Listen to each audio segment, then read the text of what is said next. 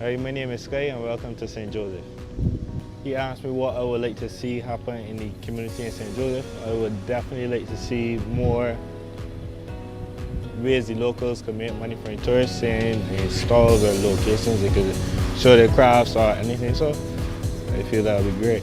Get out there and try to do more things in nature because I grew up, I love to surf, anything to do with the ocean, that's me. And I think people need to just chase some things, do the goals, you get me? My name is Wendy. I would like to see sports come back in St. Joseph. We had basketball. We had a team from area that went really far. And we had a team from Bathsheba, team from Bonwell, Horsell, Cat Road, that they're real good. I think then they're Cornwall or something like that. And the young boys used to go to Grant Yallen School like on evenings and play down Lammy's past the hard court down there and play basketball. And you know, everything seems to go downhill. They start then with like netball. They're doing good in netball too. And the netball going down. That's another thing we like to see come back. The sports is what really had the players in life. Football. Every weekend they had football at Grant Yallen School. On a Sunday, we would like to see how they come back too. So, sports, work on sports. Try to get back in sports. The community center is just out there shut up, honestly. They had dressmaking classes. Then you had the cooking and baking classes. That are going good. That they're going down too. And the facilities there just shut up. I think stove and oven and everything out there. So you just need to like open back up and get it going again. So there's a lot of different things that could be done in St. Joseph. People just gonna come out and start back getting things together and get back friendly neighborhood going again. I'm more into my trees. I'm a budding and grafter. I'm more into doing trees and thing plants and mango trees and pear trees and what's not. That's my end. So even like if a course of that like had to come out and my like getting involved and teach the younger people. Cause I was saying that people need trees. And mostly grafted trees that they want, cause you know them got the last space, so they want more smaller trees to plant around the house and so forth. So basically that's what it is. Friendly neighborhood, get back to everything will run smooth. Right there, so you're going there, but you think there so too. You see youngsters out there scrimmaging, women doing the glee, but hard court on there. You got games going on there, people can't build a pavilion for them people, and everybody good here for the evening and socialize and play basketball, who's play cricket, football, whatever. And that was St. Joseph want right now. We got a pavilion out there that is just door side, nothing rotten down. We want repairs. We got youngsters that are willing to play the sport, but they ain't got nowhere to play. I said the idea that we got is to open back at the pavilion, set back at the basketball court. There's a good few years now the basketball court, they're just doomed. You can't play on it. The rings want fixing, you want lights. We got other communities that got lights and got everything, but we ain't got nothing else out here. And that's what we want. We want help in that way so that we could build back the community, build back St. Joseph, bring it back what it was years ago. Everybody will come in and participate, whether it be come to sell, whether it come to cheer on the men that playing, especially when Thunderbird's playing. You got other teams coming from outside and trying to dominate, but they can't get we dominate because we the poorest and we still on top. And we do that for 4 years straight, St. Joseph. But as I said, the idea that we got is to assisting the youngsters, seeing that the pavilion, the cricket field out there, so get lawn down, redo, because it want digging up and doing about much better because they can't play no cricket. You may like to play football, but you gotta get somewhere to play football. There's got up by the gymnasium, it's got all over Barbados, it's got by lumber company. Got youngsters that can play football, may not come from nothing to something that live in St. Joseph, but you just need the help. The format that I had years ago, as I said, I had elders that used to come that love the sport and make sure that the things happen. They will go to the YMCA, get the official documents and whatever that they got to do with. Then they will come together, go from district to district, from Lamens, Parks Road, Branchbury, Bathsheba, name it, what part you know that got basketballers, and just bring everybody together. And they will got, on a Sunday, they will got 5 and 6 games going on one time. Then as soon as one game done, one finish, another one start.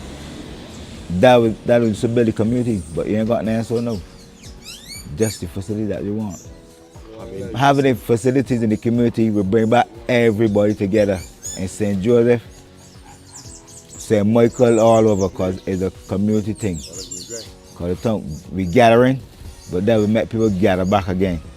If you got the facilities for the people to play the basketball, play the sports, play football, play cricket, play tennis. We had to talk tennis men here too. I think out here was the sporting ground. St. Joseph was the sporting ground. You could come for the Sunday, like I said, that you could got all kind of games going on. Even though the cricket, pitching, also even pitch marbles, that was to bring, that a spirit thing too, bring spirits back together. Because the man want to win you marbles, you know what I'm saying? But we need help. The idea is there, but it's just the help now to get everything off the ground and running. Right, there's a lot of ideas. You got land that you could work up and plant food. You got men in the community that are willing to do this thing because that would be they love that. Farming, doing things, making their own money. They ain't got to depend on nobody. Just give you the land and help boost the economy same way too, because you don't got to go outside and bring the food stuff and you got growing here locally. And then things that we as black people got to come away from. Going out looking for things we got right here. So right here and we own country and we gotta go. Got land. If you walk from here now you can see the land that just there. Bare bush. That you make it work up. You could put if they want water, go into water authority and get some water the same way too and work the land, get the food growing, make things happen, chicken pens, whatever they want to do. Because they got the land, they got the space, they got the room. But it's just that they need the help. And that's my idea. That will bring back community spirit too. Because years ago, the old people used to work together and build a stronger nation, that will tell you. But if you got the people divided, it ain't gonna happen. But to make it happen for St. Joseph, give us some land, give us a facility to bring the youngsters back together, and St. Joseph be back where it was back in the days. That's it. Got too much people in the community right now for the community to be said they don't want netball, cricket, basketball, football. And right now we like some help boosting it too. For other people. All help in different ways, with coaching, practical. We'll help buy some balls and different things, help build back the community. Community want a lifting, man. I got too much youngsters out here. Pavilion want fits in. Football want bring back. Cricket, netball. Spirit in community day. They can't activity at all. Can't get no sports, nah, so it shouldn't be so. Too much young people live out here. Years ago, you had a man like Reverend Clark at St. Anne's Church. He was the Reverend. He used to have some of the best fairs at St. Anne's Church. People from all St. Michael, St. George, all of us come to St. Anne's Fair. And we used to have a robust time down there. no problems, nothing. So we got St. Anne's Church had one of the best fairs in the parish of St. Joseph over the years. I would like to see something like that come back again. Yeah, and some street fairs. Young people like some street fairs, for sure. I would like to see more player parks throughout the community. And like more gardening with real flowers. Yeah, that's my idea for this community. Sports is business in any community, though.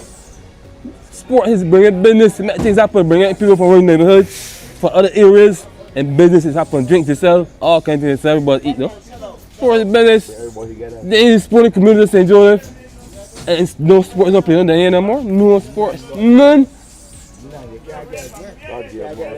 No tennis, football, no cricket, cause the Man City cricket pitch dead, cricket dead. Basketball, all the professionals out there, and nothing on using them. Professionals out there, running down, no? Running down. The first feeling about it was light split was out here in a private map on them. We have competitions, enough people, you know what I mean, man, got enough bulls in the pen, you get a little fight, a little scratch here. But that's natural though. Sports has been here, big man. Sports business. We want the Thunderbirds with a big top team, went all over the island and do what I had to do. Thunderbirds put St. George on the map. In basketball, me. Yeah, bring together the who of St. George. Hello everyone, my name is Nikita Holder and I'm a proud Josephine. In 2018, it would have been the parish ambassador for St. Joseph, and through that program, not only did I gain more experience and more exposure, but we got to see different sides of St. Joseph and honestly walk through the parish and see what we needed to do in order to improve the area and also to make St. Joseph more vibrant and more alive. And I think one of the ways, so there are many ways that we could look at, many different things that we could do. One of the ways is definitely community engagement and getting our young people into programs that they could benefit and that programs that they could be able to develop. I think, you know, it's okay to ask persons, whether you're involved in sports or the arts, to come out, to join clubs, to come out and do things in our community, but we have to have some kind of incentives. May not be every single time, but sometimes something that is makes it attractive for persons to want to be involved. And we see all the violence that is happening, all the things that are happening with our young people, and I'm saying that if we could just get more involved, encourage our young people or our residents to be more involved, we could help them in some way, in a more effective way, in a more creative way. I am an artist. I study theatre and film. I just actually completed a show in February at Daphne Joseph Hackett Theatre, and I love to teach, teaching drama, teaching young people. I think the unfortunate thing right now is that I don't have a space, and finding the space is quite difficult. And seeing that St. Joseph, we don't really have as much opportunities to grow because we don't have the funding, you know, and funding is hard, but if we could just have these spaces, me in particular, I could get out there and I could teach the young people and we could just give them an avenue to express themselves. Theatre is a way in which we can engage and be, you know, creative, and it could open avenues, you know, not only in the arts, but in the sports as well, but we just need the opportunity, and it starts with getting spaces, it starts with getting funding, you know what I mean? So, yeah.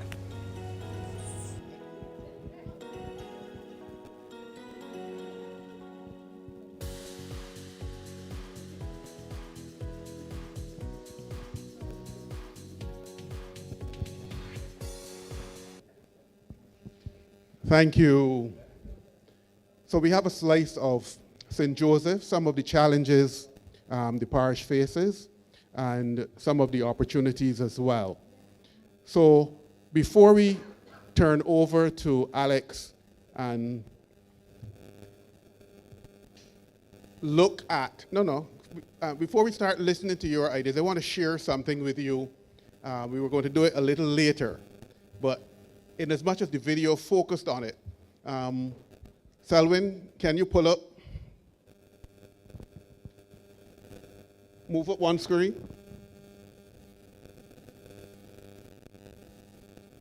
Again. All right. Now, that is the original design for the pavilion here at Lamins. Designed for the topography with facilities for the community, but with bleachers looking toward the hard courts as well as toward the playing field. Now, go to the other photograph for me, please. Move up. Again. Right, pause. And this is the St. Matthias design. And we are at the stage of making a determination of whether we go with the original or if we go with this kind of design. And it's more likely that this is the kind of design that will end up being used, since it is easier to replicate across the country, across communities. And again, it is modular. It allows for a very quick turnaround in construction. So this is just my way of making sure that you understand that, well, yes, there are challenges related to the existing facilities. There are also plans well in place to begin to provide the kind of facility that will allow for the rebuilding of some of the sports that, according to the residents who spoke in the video, you want to see more of. So at this stage, I'll now let the moderators take control, and we'll go from here. Thank you. Okay, thanks so much, Roy. And good night to everyone. I want to say a special good night to the residents of St. Joseph. Good night to the MP for the area, the Attorney General, the Honorable Dale Marshall, members of Cabinet. I'd like to welcome you all to the St. Joseph editions of the Ideas Forum. So, not going to spend too long. My name is Alex Donks. I'm the Prime Minister's Press Secretary to my right. I'll let him introduce himself, even though I know you may be familiar. May be familiar with the voice, but not the face. You know what Marvin say? What's the song? But not the face. Yeah, good night, everyone. A pleasure to be in St. Joseph. Looking forward to hear the many ideas that you will have. And as we often suggest, let us think them through and see how they can bring the most results for the people that you are putting forward the idea for and the solution for, and also how you can best fit it in to the community in St. Joseph and to the wider Barbados. So a pleasure to be here. We want to hear from you. So we look forward to hearing the many ideas coming from St. Joseph. Yeah, thanks a lot, Tahir. So at this point, I will welcome the first speaker. I have a Kevin Codrington. So Kevin, I'll ask you just to join us at the front. There's a microphone here for the speakers, so just come to share your ideas. Okay, no problem. I'm getting a sign from the back. So again, if you have any ideas you'd like to share, there's the desk at the back. You can join the PMO team and you share your ideas, and then they'll indicate to you which number you are, and then you'll come and you can make your presentation. So I'll go on to a Kenny Hewitt. And also, feel free, those at the gate. There are plenty of seats up front. So just feel free to come in and join us. Maybe you'll hear something. Maybe you'll feel free to share an idea. You never know. So, as opposed to being at the back, I know that it's a little comfortable back there. We have plenty of space up front. So please. All right, we live. As point of introduction, my name is Kenny Hewitt. I live in Cleavers Hill, Bathsheba.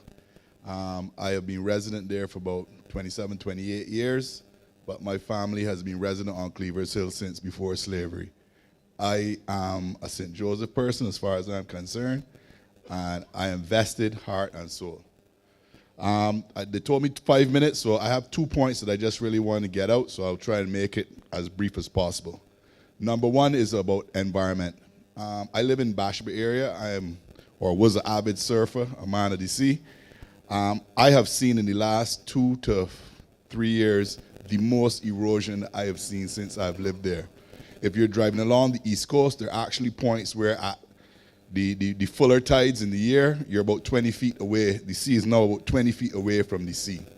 If you go down into the Bathsheba area, down by the park area, down by where Dinah would be, you will notice that before there used to be 2 rows of coconut trees planted. The last row is now toppling, okay? Now, I don't know how the ocean works. The coconut trees slow down things, okay? But once that is gone, the sea just needs access in, and it can undermine 10, 15 feet in one good night. Simple as that. So my first recommendation is to look at the ability between NCC, Coastal, and us in the community. How can we plant 2 more rows of coconut trees immediately? You want the trees to get to a certain size so the roots are complex enough. It ain't gonna stop it, but to slow things down. Because when they're there, what would take them years to erode, if they're not there, can erode in a night. It's a simple fact to that, okay? Sticking on environment, I got serious problems with litter and the way Bajans deal with litter. We are, me included, everybody, I use the word Bajans, we pretty nasty. We put garbage anywhere as long as it's not around our house and things like that. A few years ago, we were doing a beach cleanup. Hard work, community effort, well done. I come down the beach the next week and I see Pampers sticking to the rocks and all sort of things. What are you done with that, all right? I want to see signage about littering. I want to see proper garbage cans and whatnot there. I want a regular collection. I mean, we all want this for all of us, but I'm speaking specifically in the Bathsheba area, which is a showcase of Barbados, okay? Those are things I would like to see action on immediately, okay? And then in general, public education all over from primary school right up to us and our environment, because that's all we have. The tourists could come or go, we live here, and that's our environment. All right, I'm moving quick. All right, well, they told me 5 minutes, I had 2 points. The other point for me is, Bathsheba is currently a place where people pass through, okay? I feel that 90% of people that go on an island tour or tour around Barbados pass through Bathsheba. My real vision is to try to make Bathsheba, where I live and where I come from, a destination, okay? Oysters right now in Barbados is a destination. When they get on the plane in England or get on the plane in Canada, Oysters is penciled in for Friday night to go and get some Bajan culture and whatnot. Now, I'm not looking to replicate Oysters in no way, means, or form. Oysters is Oysters. But I would like Bathsheba to become a destination. How do we make a place a destination? In all my travels, I would give an interesting one. There's a place in Martinique called Diamant. Diamant is in the middle of nowhere and it's just a field by the ocean. Diamant has cars pulling up, people getting out, walking around. Why? They have a story and they have signage about the story. Okay? A very big activity happened in Diamant with slaves, with a slave boat coming to shore. At the time, Martinique did not have slavery. They did not know what to do with the slaves. There's a mound going along with the whole story. It's like 6 heads because the male slaves were tied in 6s. Anyway, enough of that. Bathsheba got enough story. We got Amerindians. We got railway. We got surfing. We got fishing. My vision is seeing something similar like Diamant up by Hillcrest, explaining the Amerindian heritage. Down by Tent Bay, explaining fishing. Over by Dinah's, explaining the railroad. Well, I already got a mock thing out there for the surfing, but I would like something real for Bathsheba surfing down where Bathsheba surfing happens, all right? Now, my reason for this is you want people to stop. You want them to get out. So this is only the beginning of making a destination, but we have to tell our stories, and our stories are important worldwide, all right? After we get the story, I'll tell you, my real dream is to make Barbados the center of all art and craft in Bathsheba, which would be a bit of a change. You have the structure of restaurants there already, but you almost need now something else for people to come out. Also in what I'm looking at, to take things to the commercial end, if we can ever really get where we're going, I need BIDC to start to give a little more help to the vendors that are there. Now, vendors are strange people. Vendors work when they want to. They have their whole concept of why, when, and where. So I'm not telling you to go to someone and hardcore them this way. I'm talking about BIDC working closely with the people. okay? And find out what the issues are. Do you need a little help in some accounting, a little bookkeeping, make sure you're all right? You might not really want to be in something, but can I help you in bettering your display? Maybe we find somewhere to put lockers that people can keep their stuff safely, all right? But ultimately, another thing I would really like BIDC to do is to be able to do a study, Caribbean-wide. What sells? Is it jewelry? Is it photography? Is it whatever? What's the price point? Get right down into it. I want to see some science put in to assist the vendors, okay? And I feel that is me rushing. And the only other thing I wanted to say with the signage and thing I would like to think for making Bashba a destination, it doesn't necessarily have to be cheap. Cheap is not always cheap. It needs to be permanent, thought of. BIDC needs to work in conjunction with the BTMI, with the museum, make sure the story is right, make sure the materials are right. You want to build it once, and like Nelson, 100 years, 200 years later, somebody's still reading it. If you understand what I'm saying. At that point, it's no cheap, not expensive. And that is it, folks. I kind of rushed it, but I hope I made some sense. Kenny, I'd like to thank you for sharing your thoughts.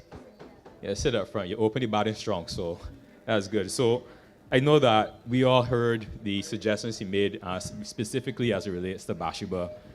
I think that's the one that stuck with me. I'm not a resident of St. Joseph, but like he said, people come from around the world, and they come to Oysters on a Friday afternoon or Friday night. Bathsheba has, to me, probably the best views on island.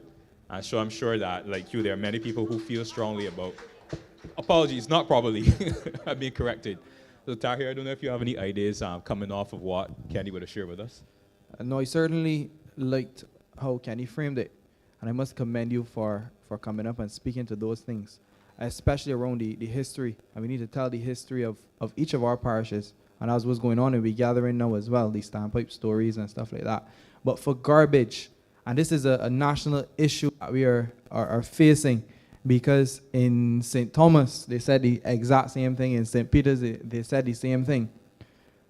And I want y'all to think, as y'all come up here, what are some of these solutions beyond public education, beyond teaching children about not littering, beyond the signage? Do you think stricter penalties should be enforced? And we saw last week in part of the bill for more fines, more hefty fines. So as you come up, perhaps that's something you can share, and that's an idea you can share on as well, on what you think can be done, because I think a lot is done already, but how can we enforce it a little better? For me, fines come with enforcement and a whole set of structure, and that's fine. But invariably, you need to make people understand garbage and environment. Let's take mosquitoes, and you need to relate it to them. My man, you drop that snow cone cup there, that is the mosquito that bite my grandmother, that got me down by. You get what I'm saying? People are vested in a selfish way. That's how we are. But all the fines and all that are not going to do it. We need, one, it needs to be pounded into the children. No, you need to come through primary school and know that literally. Granny, what you doing? Well, uncle, you ready through that there? You need that direct pressure, but that must be ingrained. That's called education. It ain't just all about reading and writing. And those are the sort of things we as a people need to understand, that the environment is us. That garbage I dump in the gully, when the rainfall cause granny house to flood. Oh Lord, the government need to do something. What do you mean the government need to do? You do it. You need to solve it. That's all of us, as far as I am concerned. This garbage thing, this ain't easy. Bam, straight in the primary schools. I tell you, a proper program, 5 years, and the whole place is different. This is what I go to country. You can't find garbage in Japan. You cannot even find a garbage can. Them gone so ignorant. People do not litter. If somebody has something, it goes in a bag and they go home with that. You cannot even find a garbage can and not a. But if you litter, I don't even know if you get arrested. People look at you so bad, you won't pick it up. And before you go, Kenny, I'm glad you spoke on mindset and the culture. In terms of your community development aspect, what are some of the actionable items or suggestions you may have for that community development? I mean, when you say community development, I'm not 100%. Or if it's on the points that I made, I think the community. On Bathsheba, on the point. All on right, Bathsheba. let's take Bathsheba. I have been now involved in, let's say, 3 beach cleanups. The first one was the first one we went all in, and I was done with that. I do have a business in Bathsheba, and yearly now, well, last year was the first year, this year we're doing it again. We're having another beach cleanup and an environmental day, whatever. We've put in all the stuff for the bags, the gloves, the this and that. If you come sign up, you get a t-shirt, blah, blah, blah, and you get something to eat at the end of the day as a community thing. Other than that, I've tried to, in our employing in the area, to be youthful, but locals. You saw Sky Greenwich earlier. He's one of our staff. And things like that, I don't mind. I just helped with some of the football in the regathering. I am into football, so I told the guys if they can come with something properly structured, it may not be funding necessary from me, but I sure I could find 5 other men to ask a question to get a little something going. But the community has to structure themselves to accept these sort of things and to work with it. I went to the regathering thing there in St. Elizabeth, and it took me maybe about 20 minutes to start to figure out the youth. That was my fault mainly, because they're different to me. But I got them. I figured it out, and at the end of the day, they were youth, and I could get behind it. But it needed a little more structure and discipline for me to look at a man and holler, look, put a little change in here behind this, and go from there. That is my thinking. Right. So. Thanks again, Kenny, and I really want to commend you for opening strong, because you come with not just ideas, you have solutions, and I can tell you're passionate about the parish and your community as well. So, home for you. So it's home for all of us, really true at the end of the day. Yeah. So thanks again, Kenny. I want to welcome the next speaker. I have Andrew Dixon. So Andrew, the floor is yours.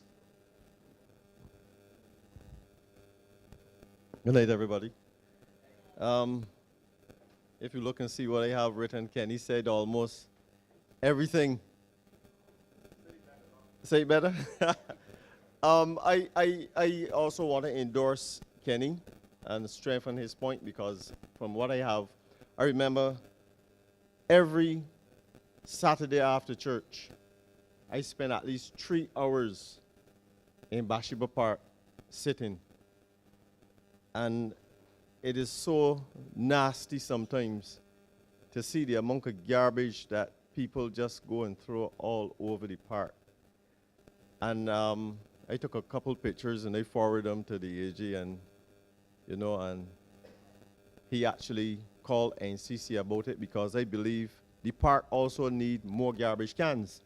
Because when I look in Bathsheba Park, there's only 2 garbage cans in Bathsheba Park. But one of the things I want to also look at, if you look at the water coming from Bathsheba coming over to the road into the sea, there's no guidance for the water to go into the tunnels. The water just come off the hill and run into the sea. And by doing that, all of the right side of the road is breaking off. So what you're actually having is a lot of corrosion on the right side due to the water. So my suggestion is that we look to see how we can build, not a sidewalk, because I don't think a sidewalk will be adequate for that side, but it's something, not even a gutter, what you call the slip and curb thing, where you just put that little slip and curb, so you will divert the water from going over to the pasture, and it will just go into the gutter then, and stop the right side of the road from falling over. So that was one of my points. During the, the next point is actually some of the vendors spoke to me, and they were saying that they only allow 2 vendors on the Bathsheba Park. And I understand where they were coming from, because when the tourists get off the bus, the tourists go to the bathroom, they go to the pasture, they go to look at the rock. So that's an area that actually captured a lot of the tourists. So I think what we have to do is to provide more stalls, or provide stalls somewhere along the coastline, along the sea, so that the vendors, and we can increase the vendors, because some of the craft the young people showing me They look really nice. And the people that are actually selling, the young persons that are not selling as yet, the craft that they have in their possessions, out of this world. Beautiful. And I think we have to give the youngsters the opportunity to actually showcase their talent and allow them to also make some money. And that was one. The next one is I took a look at the gathering, the sporting activities, and I realized that we had a very powerful sporting endeavor. And I want to suggest that we continue yearly or next year with the same vein where we bring out all of the youngsters. I saw some 8, 9, and 10-year-old boys playing against 16, 17 big men. I mean, I seriously, young fellas, and if I had a thought that the youngsters, I was writing them off, I had to take that back. Because the youngsters were actually anxious about doing something positive. And I like that to see the youngsters actually came out, and the football event all the way till 12 o'clock. And not one youngster left from the football field. So I want to suggest that we continue. I don't know if the government will be willing to sponsor the same or a portion of the funding to continue some of the activities that we held through the regathering to actually continue in April. Some people will speak about other events, but one of the events I want to speak about is the sporting activities. If we can continue, because I realized that the guy that was actually on the clip was actually speaking about sporting activities. Sports can actually bring positivity back to the community. The only thing I think we didn't had in our regathering is netball. And I had actually 2 netball teams in Bathsheba.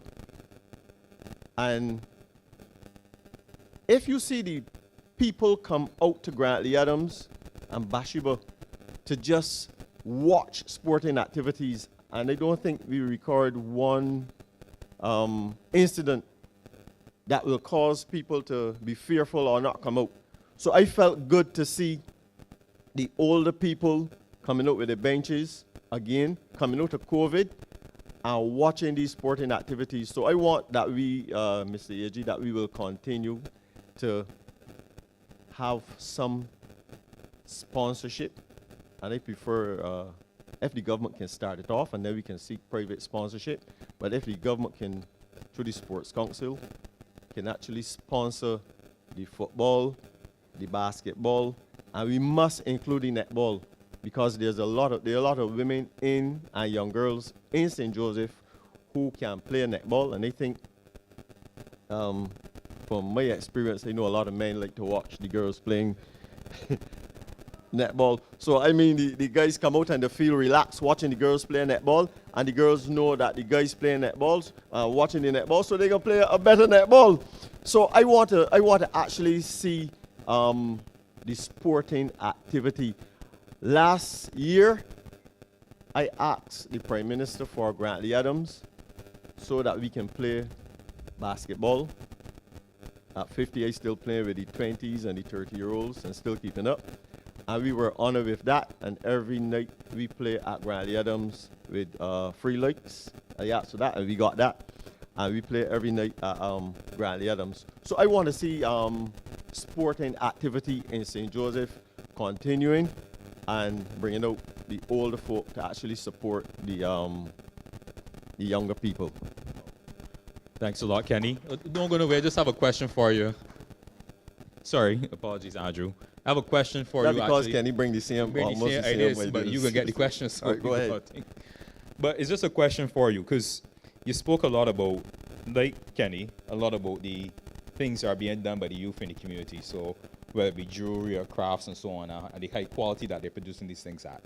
While we were in St. Thomas for the Ideas Forum, we had a gentleman made a suggestion about agriculture, but I would like to see what you think about extending it to St. Joseph in the areas that you're referring to. So this idea was to have a community market, specific day where you invite people from across St. Joseph or across the communities. Bring your crafts, bring your items that you have on sale, and let's display it for everybody to see. So I think that's a good idea, but I was speaking to Matthew, and I think Matthew want to bring that idea because I think he have a broader perspective on that issue. So I think that since you asked that question and Matthew didn't put his name yet, I don't know if the guys at the back will allow him to come. We have a Matthew in the speak audience. to that. Matthew, are you willing to share the idea that you have, or? Come, Matthew. Well done, Matthew. Come.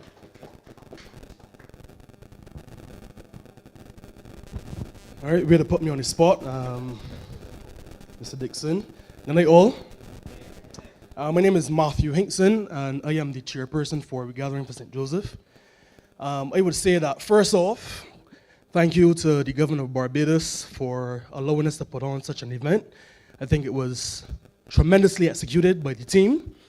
We did 21 events in the parish, all without incident, all beautifully executed, and the community loved it, right? Mr. Dixon spoke about the football. We haven't had football to that extent in St. Joseph in over 10 years. So the same little boys, 8-year-olds, 10-year-olds, growing up, playing little scrimmage on the beach or what's not, but not having the opportunity to showcase their highlight to that extent. It was really beautiful to watch. As it pertains to what was just mentioned in terms of the marketplace, we were actually discussing it earlier today, where when we had one of our annual events, which is the kite flying in Paris Hill, we had probably over 600 or 700 people there, right? One of the biggest crowds that we've had in a while, probably due to Regathering. But in looking over to the left side, and you see the sugar factory, Andrew's Sugar Factory. It has been basically desolate in I don't know how much years now, right? And we believe that that space can be repurposed to be somewhat of a marketplace for the parish of St. Joseph. Similar to how you have Hayman's down the road, you have something similarly in Brighton, right? Something could be done in that same spot. All it needs to be is cleared away. We have enough vendors within the parish. We have a whole list now of 21 vendors or so that, from food to arts and craft to selling their own chicken, pig, whatever. You have a whole host of persons who are ready and able and willing to highlight and show their products. So that's one of the ideas that we would like to share. Now that I am up here,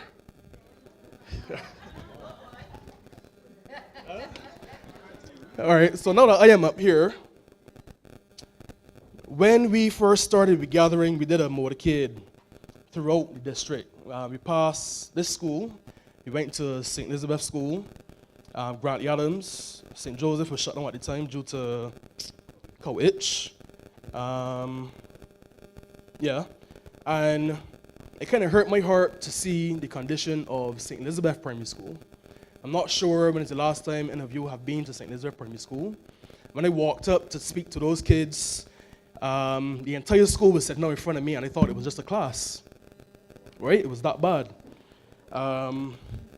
Probably between class 3 and 4 was maybe 8 students, or not even that much, maybe 6 students between class 3 and 4. I've heard of stories of children wanted to move up, but because there's only one child, they got reverted back to the class that they were previously in, right? And that's not right, in my opinion. So something needs to be done there. The school has been, I've lived in St. Joseph all my life, I'm 31 years old, and that school hasn't been repainted or nothing like that in, I can't remember when, So something needs to be done. Not sure if we may consider, I know you had a recent change of principal. Hopefully she can do some stuff there. Very nice lady, met her. But maybe looking at spreading the kids around between this school and St. Joseph's School, maybe, so as to not disadvantage persons. I mean, more logistics and more planning needs to go into it and thought processes. But the fact of the matter is, the school needs help, right? External and internal.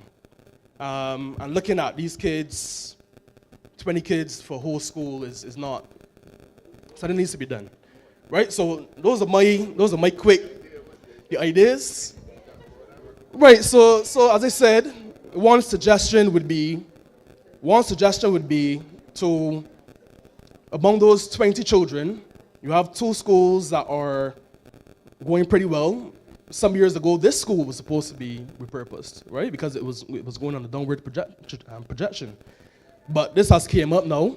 So maybe something can happen with St. Elizabeth. If not, then you spread out the children amongst this school and St. Joseph Primary School. And that's the suggestion.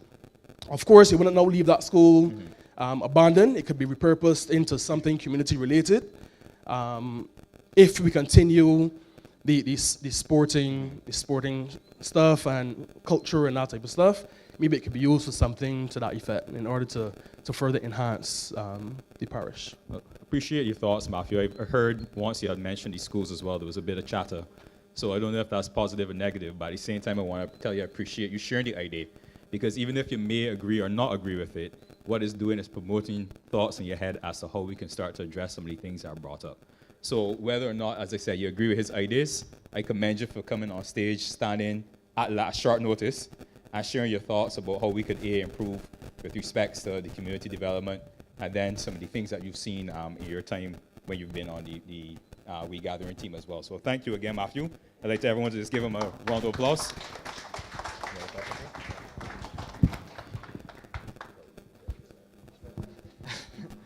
I want to commend Kenny, Andrew, and Matthew as well. And speaking to the Attorney General and the MP for the area, if it's one thing that we've realized with the crime situation in the country, and a lot of people speak to it and say there's not much structured sporting activities or cultural activities like before. The men can just go and kick a little football, a little scrimmage, men can just play basketball by themselves. But I throw that to Kenny, Andrew, and Matthew. How can you come together? You know they have Mr. Vaughan, they still got, you said Joseph Cultural Cricket Team? Or just St. John Cultural? They have St. Joseph Cultural as well. So you got the cricket team that does pretty well in second division and I think intermediate. You have the Bathsheba and BCL. How can you come together, put your heads together and come up with a football team? Because as you're saying, they have lots of talented young footballers in the community.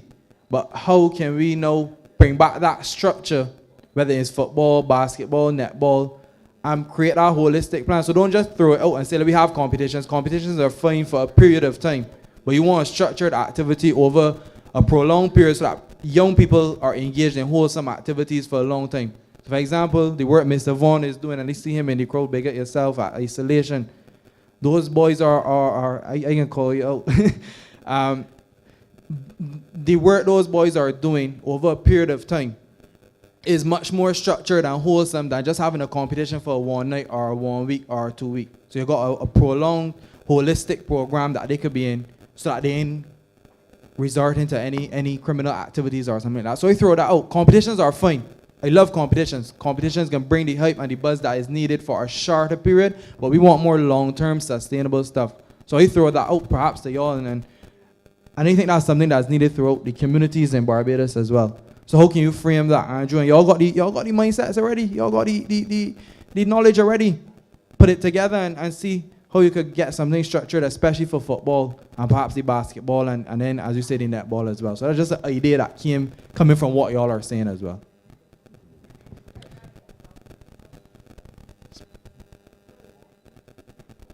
Yeah, come to the mic.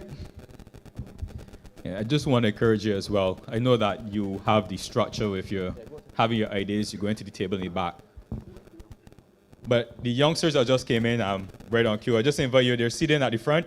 So please don't feel shy to come up. We're all sharing ideas. It's one family, we're one community, you know? So there's a bunch of seating here to your right. You can just come forward. Thank you very much. And as I was saying, yes, we have a structure. Welcome.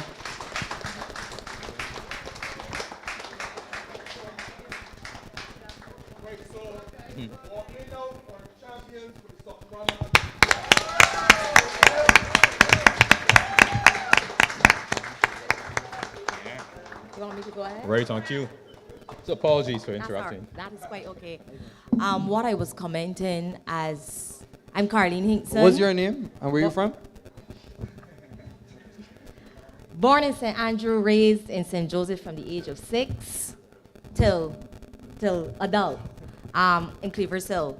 And one of the things I was mentioning when you spoke about the sports, I used to manage a netball team years and years ago.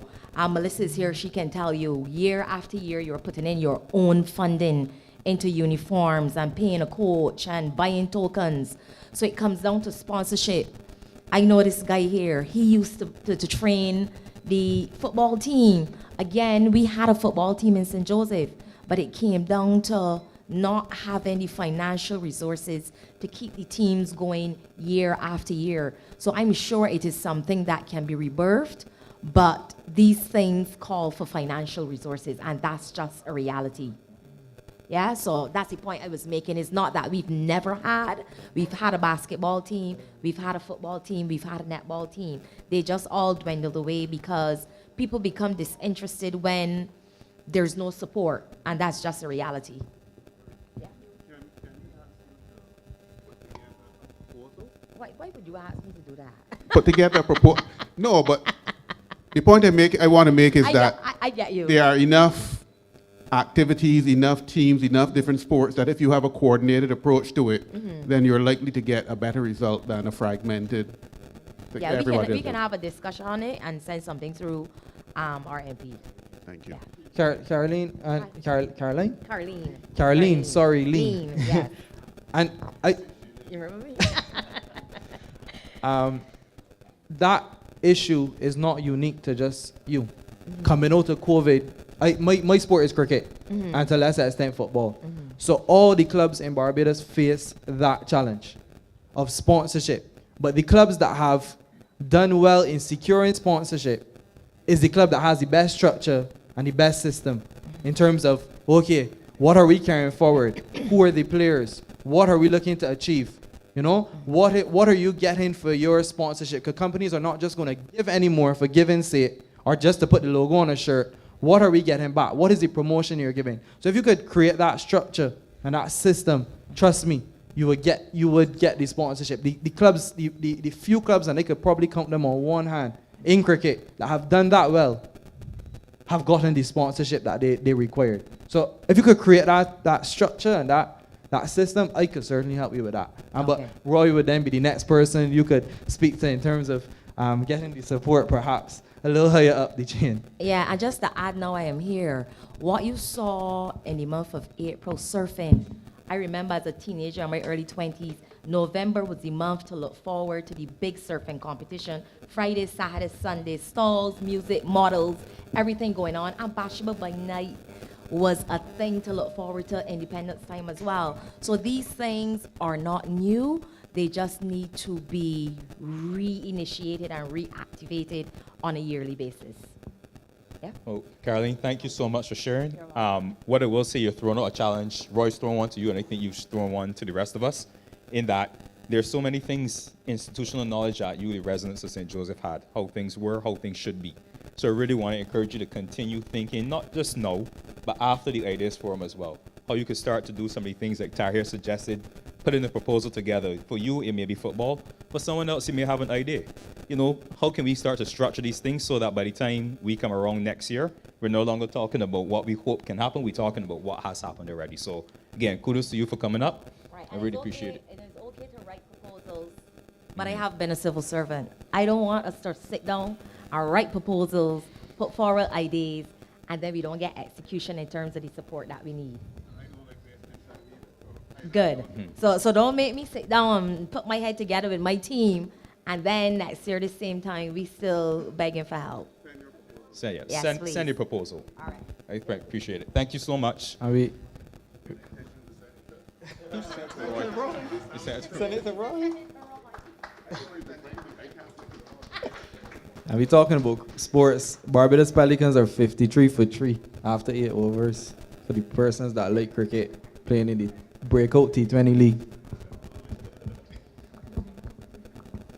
So the next person is, just a reminder for the persons who have now come in, If you want to make a contribution, just register at the back with Darian and your colleague. I'm not sure your name. Just raise the hand at the back. Yes. Shakira. You can register your contribution there and then we'll call you to the mic. So next up we have, I'm getting some feedback as well. I don't know if it's from the mic or if it's just the speakers or what. Mr. Dexter Marshall.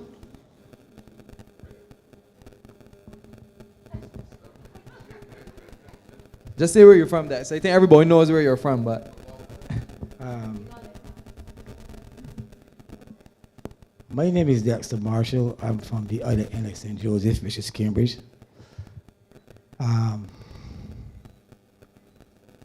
here to represent my sports, football. And it really got me out when this brigadier St. Joseph came and they said we had football. And I was working with Lamis football players.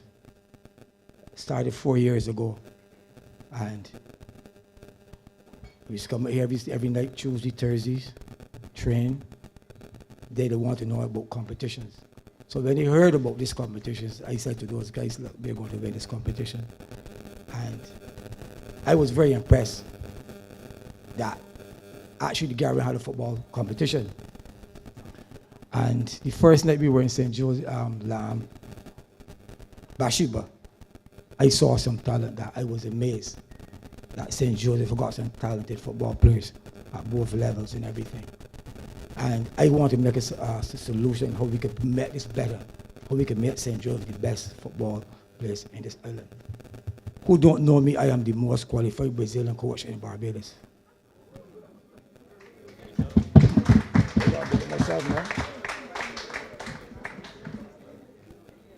I have a big contract in Brazil with a Brazilian company who's looking for Barbadians talented players. And my solution for St. Joseph is that I would love to see an inter-parish competition where as a professional scout and an agent, I could go around St. Joseph and look at the best players, put them in a better program where that I could call on my scouts from Brazil to look at our talent in St. Joseph. As I speak, St. Joseph have the best footballer in the island. He's right here in this film. I'd just like to welcome the Prime Minister, the Honorable Miramar Motley, joining us. Evening PM.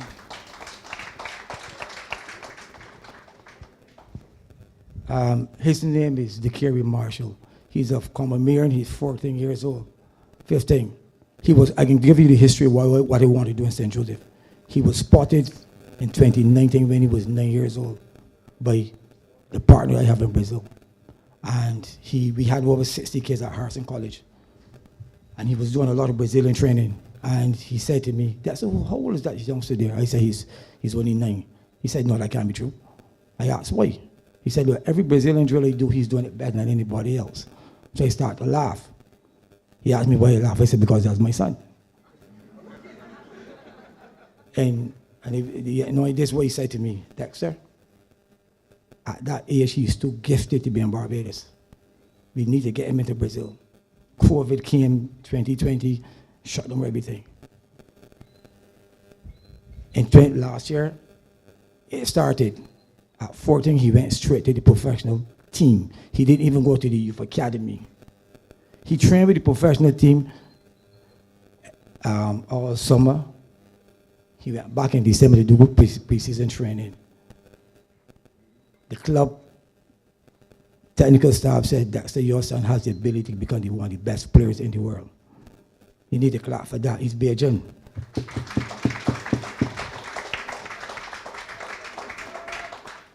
The report, I got back a report, and they will sign Dickery to be a professional player this year. And stand up, let us see you, man.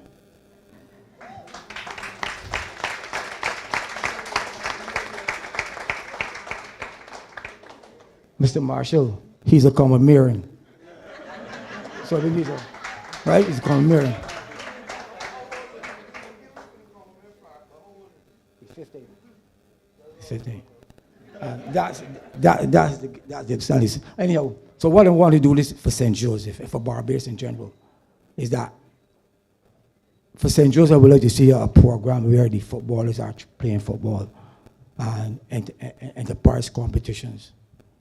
I want to use my contacts in Brazil to place Barbadians into professional football clubs. If we can get 50 professional football players in Barbados, our economy is going to grow more. Because these guys in Sandbach want some of their money to help feed their families. But if we could get 50 footballers off of these streets, we've done a lot.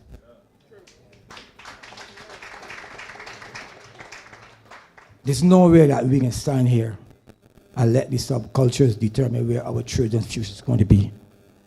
We, as the leaders, from top to bottom, have to be very vigilant. Give our young people a chance to do what they love. And I am willing to implement this program through St. Joseph. I know it's going to need some funding. I said St. Joseph. But it can start from here, then it can spread all Barbados.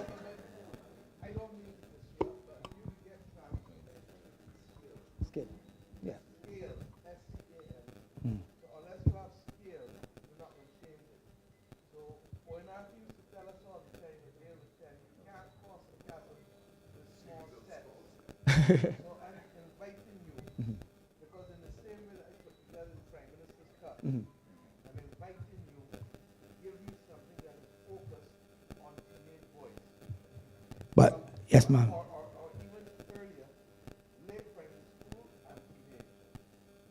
If you could remember, ma'am, a couple of years ago, that's what you said to me when you were with the only person that funded me to travel to Brazil to become the coach.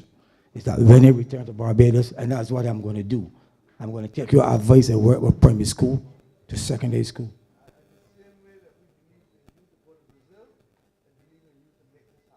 In the name of Jesus.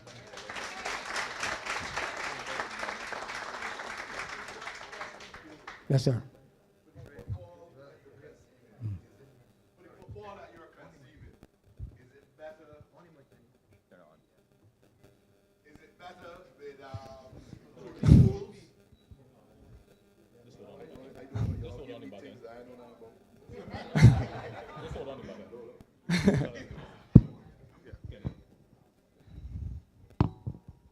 In your vision, is it better through the schools, or are you looking for outside the school club setup?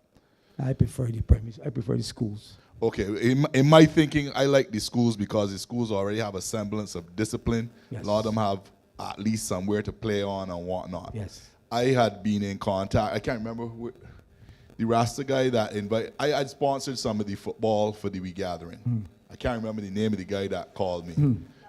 Lavi, right. But I had told him I could be interested in myself on trying to get a few more people together, but y'all have to come with a program. In other words, what we did at the St. Elizabeth School was fine. That was fun. I had a good time. That is not, that, what you talking about is serious business. That's serious business that I want to be dealing with, if you understand what I'm saying. I understand. But y'all have to come with a proper program so that I could look at it and say, yeah, this making sense. And I could go to another man, boss, look at that there, you could put a couple, you understand what I'm saying? Yes, I understand. All right. Whatever I do it very seriously. So Caroline, you see how it connecting? All the dots connecting? Your homework done already. Good. I love to hear that. Give yourselves a big. This is the best ideas forum so far. We get the ideas, the projects, the solutions. Everything all in one. All in one. This is St. Joseph community vibes. This is the era here. Big up yourselves for sure. Give yourselves a big one. No, another round of applause for sure. So a little earlier we had a little impromptu discussion with Matthew. I'd like to do that just again. I'm sorry that I'm going to have to ask you, but I see you with the trophies in your hand, young men, so I'm just going to ask you to come up and introduce yourself and big up yourself because you're doing some big things. I see your coach as well. Don't be shy. Don't be shy. So say your name. You say your name. Which school you go school at, and which position you play. Or if you don't go school. Yes. Good night. Good My night. name is Taquan Hinkson. I am the goalkeeper for the team.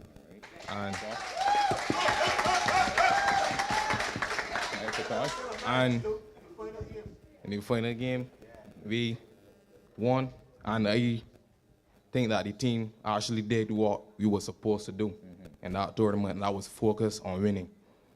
And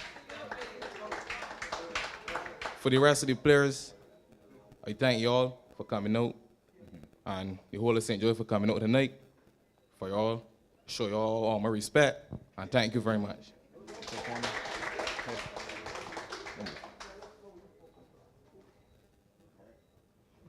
By just focusing on game, for any game we had to pray, and just went forward from there.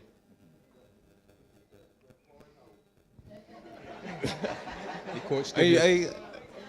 coach gave you certain instructions, like Yeah. So before the last game we played, the coach was telling me about giving me a couple of tips on goalkeeping, and so it was before it was in the bar standing up, and it was not getting out tap the ball or anything. So I realized it make a change when I started to do it, and then we went it on the field. But the training was there too. The training was there too. So every evening, some evening the coach don't be out here, but 4:30, 5 o'clock, fellas here all the way when you pass up in the evening.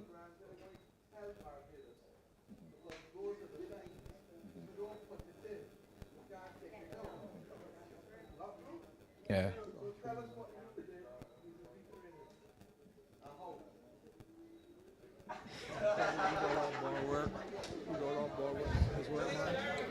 Sorry, so upon the evening, we will come. All right. You're the goalkeeper. All right, so for the training, we will come out on the evening, do a couple of laps around the field, then ball passing. Then after that, we will get some cones, maneuver in between them. Then we would play a little session between one another whenever the time is available for it. So, I don't know what to say. Mr. Goalkeeper, Mr. How? repetition. Yeah. I think at least 2 days a week.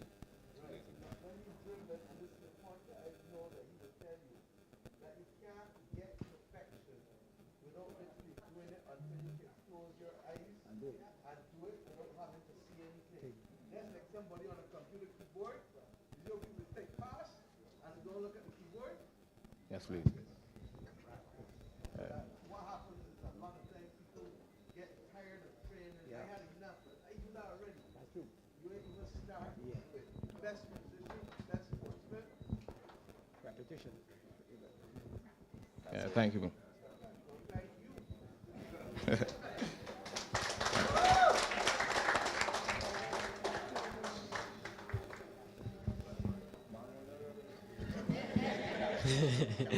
Good night, everyone. My name is LaRon Goodrich. I am 18 years old, and I go to school at Derek Smith. The Derek Smith Center and Vocational Center. What I can say is that, as Miss Mia said, the Honorable Prime Minister said, practice is key. It doesn't mean that practice really doesn't mean perfect. It leads for improvement. It leads for improvement. So the more we practice, the more we improve. And on the day, yes, the coach taught us, tell us what to do, what we had to do, what we had to do on the field. He taught us and tell us what we had to do off the field to prepare to go on the field to do what we had to do, the work we had to put in. And we prayed, We thank the Lord that we got where we was at the day. You know, a big pastor had a prayer for the team. Had a prayer for the team, but you know, it's good that I'm seeing a lot of improvement and a lot of things being done. I don't know if I can say it, but it's sad to say that we had to win this tournament to see that things had to be happening and stuff like that. Honestly, that's just my point of view. It's sad to say that things had to happen. We had to win this tournament for things to start to happen. Things should have been happening every second. This tournament shouldn't be pushing nobody because we won this tournament. This thing should be doing. Things should be happening. We should see everything improving. The pavilion, it shouldn't be where it is right now. That should have been dealt with every since. We shouldn't be winning. We shouldn't go win a tournament for. We shouldn't go win a tournament for a pavilion to get fixed, for people to come out, for people to start supporting us. Come on, we shouldn't be doing all that. We should have been with this. People should have been come and support, and we shouldn't go win a tournament. This should have been done every since. Everything should have been dealt with earlier would have been a lot better. Not know that we win a tournament. I still want it, yes. Of course.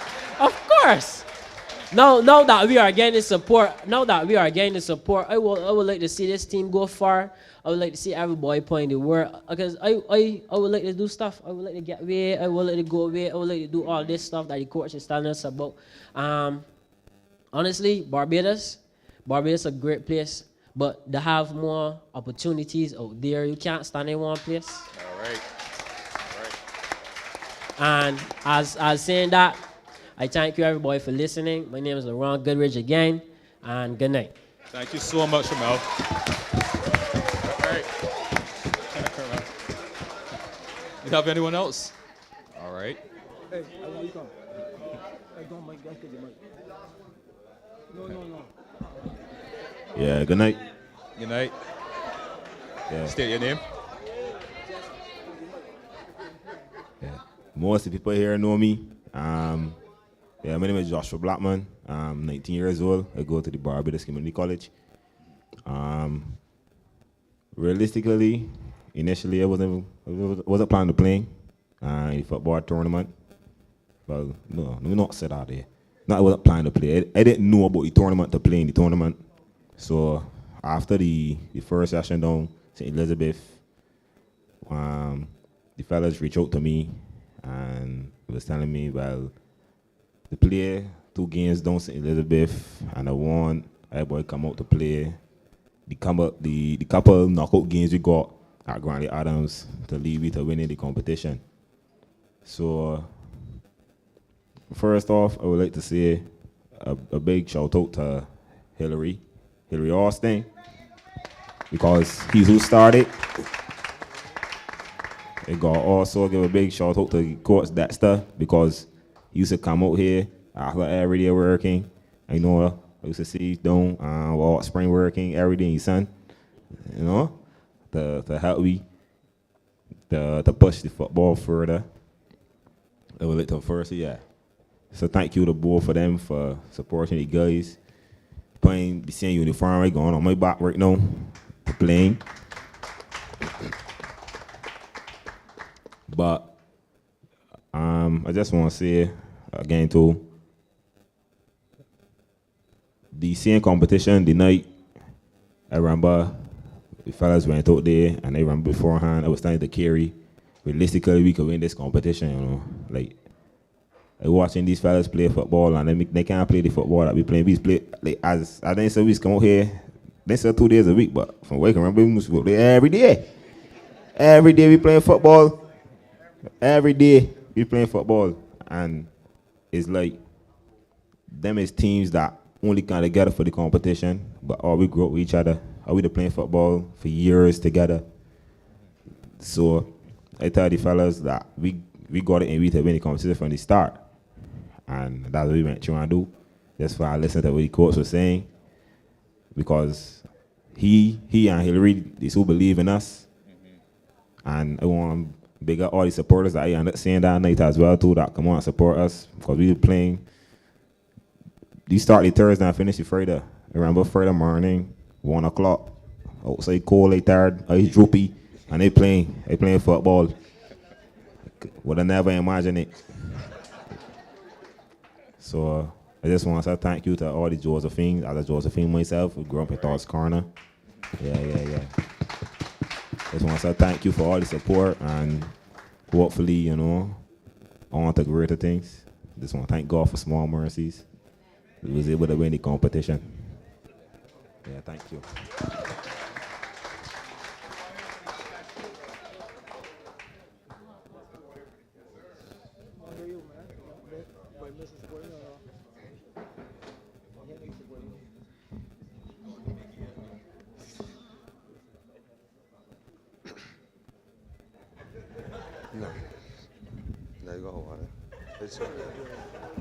Do some jumping jacks or something. Yeah, Pops give you some pressure.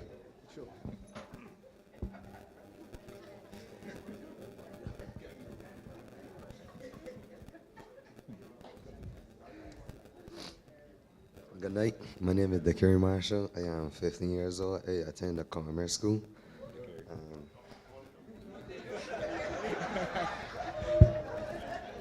I don't know. Yes. Say that you are going on a professional look. What is the difference in training? What is the difference in the discipline? What is it that's different from playing in the back of the guys? And what is necessary to go to the next step? First, in Brazil, they play with more intensity. 5 days a week. Both. Monday, Wednesday, Friday would be field. Tuesday and Thursday would be gym.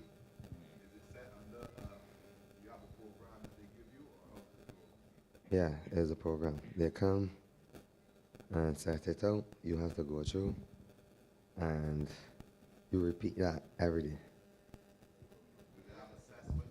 Yes. Weekly.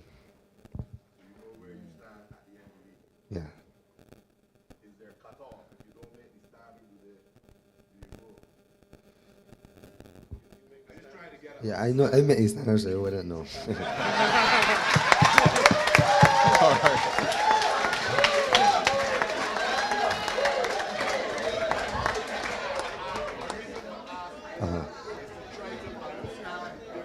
Oh.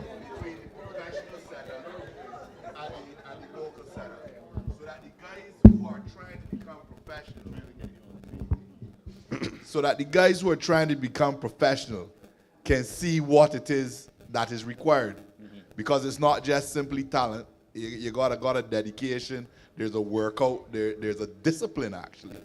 You understand? So I'm just trying to squeeze that out of you for my own knowledge and for all the rest of the people as well. That's really it. Yeah, so like, as you were saying, it is, you need a certain level for they to not cut you off, because they're looking to make you the best. So if at that point you're not good enough, they're gonna cut you. Any more questions? How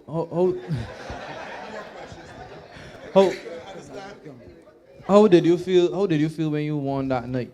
How did you feel? What was the emotions like? Honestly, I felt great. I actually come out with the team. The team actually pushed me to do better, and like we actually executed the plan. What position you was playing? Left wing. Left wing. So you quick. Yeah. Fair enough. All right, give him a round of applause. So, I see everybody speak except the man with the cup, and he looking at me and saying, "Nah, we want to see the cup. Show, just raise the cup. Everybody come to the front and take a little picture with the cup, man." And the Prime Minister's pointed out 2 more that want to speak as well. So, come on, give everyone a round of applause, man.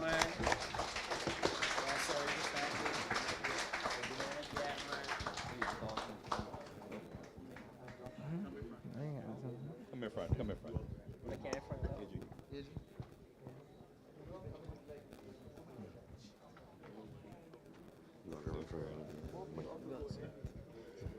So now we have, come around, don't worry. I can give anyone here, anyone, especially those who have not spoken yet, the opportunity just to share one thing, if you could, with the audience here. You're speaking to the residents of St. Joseph, you're speaking to the country, and we're all proud of the achievements that you've been able to accomplish here. So just one thought that you want to leave with us. I want to hear from somebody. I ain't talking yet.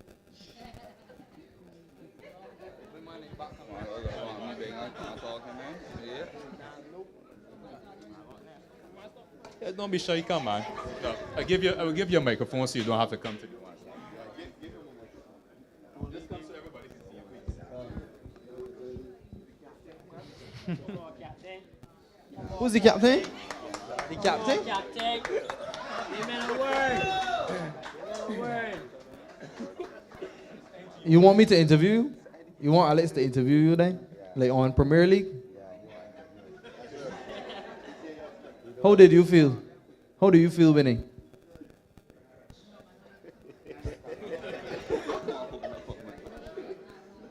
I know I talked before already, right? But I come back on again. So we felt great after winning that tournament. And they didn't want to do it, but the goalkeeper can't forget about me. Right.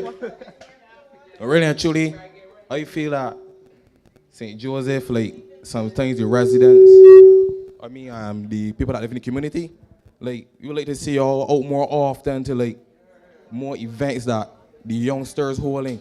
Like that would give us like the encouragement that we need to keep going forward. So I think that the football and cricket and stuff, like sports, should really come back to St. Joseph to keep some of we, like the kids, occupied and off of the road.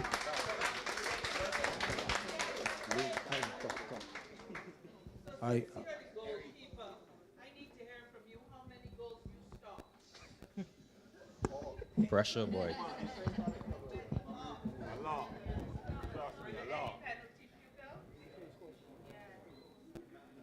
Yes, please. Yes, please. In the finals, when it was like last minute, somebody hand the ball in the box and they had a penalty, and I stopped it.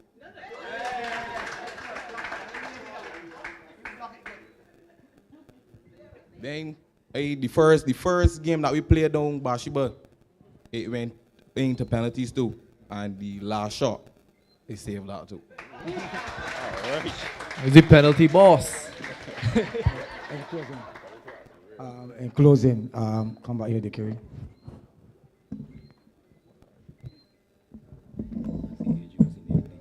This one is for the Honorable Prime Minister Mayor Motley. It's because of you that I'm standing here with the knowledge that I have. And I want to thank you from the depth of my heart that I didn't become a professional player, but you helped me to gain the knowledge that I could train youngsters, especially my son. I know that he is going to make Barbados proud, very proud. And I'm going to tell you he's one of the most skillful players because the Brazilian said to me, he can become the best. And I am going to go all out to make sure that he make this country proud. And I will hope that, it's a very costly venture. And the only way that we're going to stop is when he become a professional player. But I want you to know that, come this September, he will be signing a contract for the Youth Academy.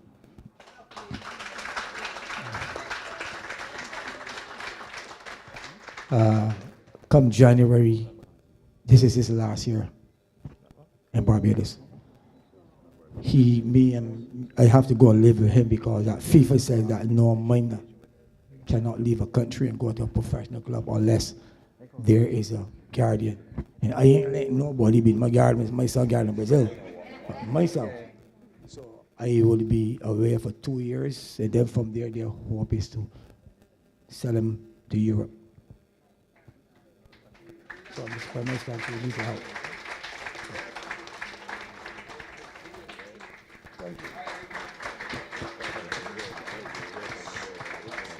Well, no problem. I really want to give a hand to y'all young men. You're doing some positive things. You're bold, you're brave, you're well drilled, as you can see by your coach. So kudos to you, and I'm sure that you'll be an inspiration for many young men and young people across the country who love sports and everything else. You've done well. So thank you for coming up at short notice. Well done. I think you named the Thunderbirds. Thunderbirds, that's correct. Somebody tell me that's the name of the team. Well, good. Yeah.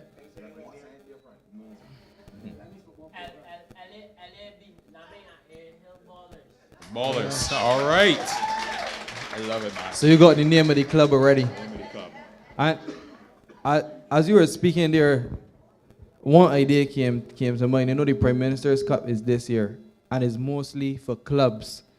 Perhaps a team from St. Joseph can participate in the Prime Minister's Cup where you could get, because there's other footballers that wasn't in the Prime Minister's Cup that they made the cut for a lot of the clubs. So perhaps they can come, more senior footballers can come and play alongside, and they could be a part of the Prime Minister's Cup as well. So that's just an idea throwing out to the organizers of the Prime Minister's Cup, and I look forward to AG, you supporting that and ensuring that we can have a team from St. Joseph's, and that's including the community into the Prime Minister's Cup to close the loop of what we're trying to do in terms of developing the semi-professional leagues through all the sports in Barbados. So I look forward that perhaps could be something that could be taken forward, because as you see, you got the talent here. It's a great idea, Tahir, and I want to thank everyone. Give me a round of hand. Give me a round of applause. I want to thank everyone who shared ideas tonight, those who were scheduled to speak, those who heard the ideas and they felt that spark in the mind, came up and they had the bravery to come up and share with themselves, and especially the team. You've done well, so I hope you remember tonight and continue to take it with you. So, no, initially we had a Kevin Codrington who was scheduled to speak. I don't know if Kevin is here as yet or he's willing to speak. No? Okay, no worries. So Roy, I'll hand it over to you. Thank you very much, Alex. Before Prime Minister speaks, the gentleman, the youngster footballer from the community college, what's your name again? Joshua.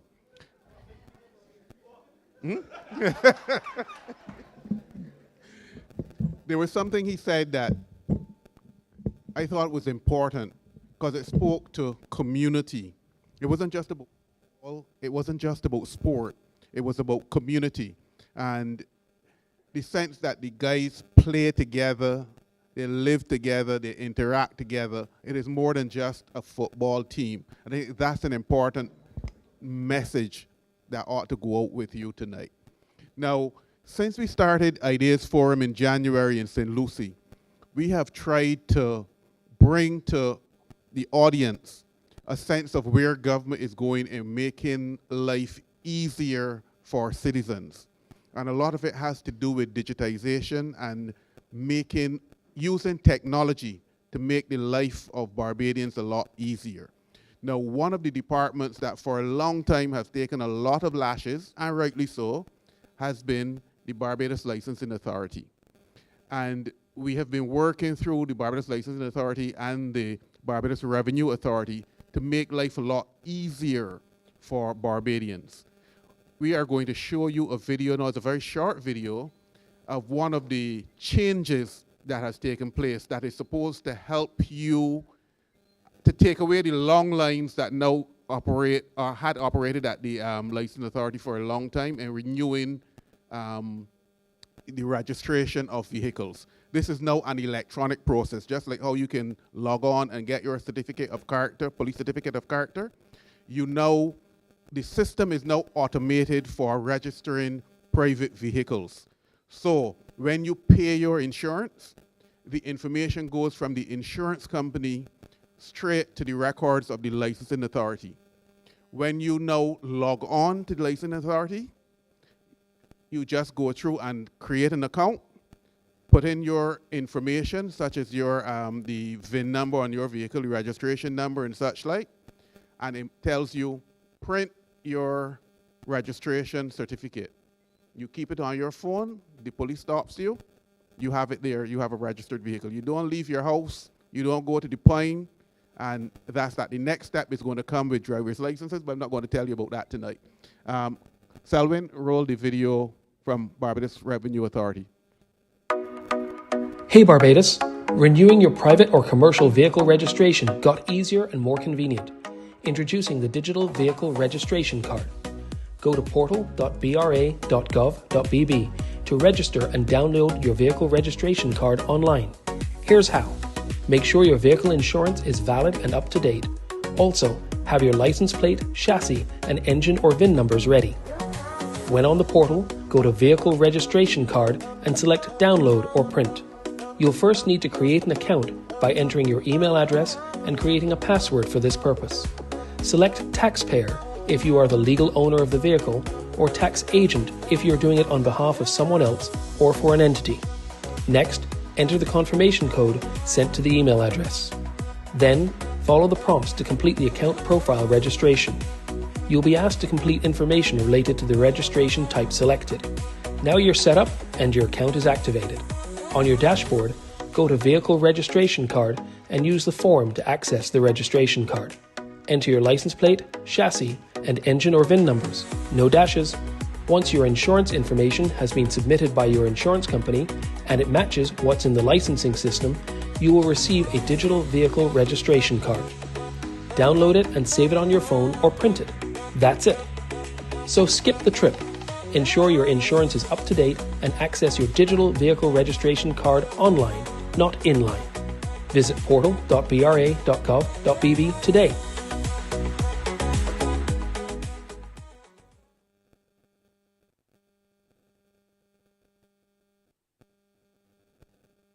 Prime Minister wants to say a few words, but we're going to put her on hold for a minute because apparently there are some other people who want to make a contribution, have some suggestion.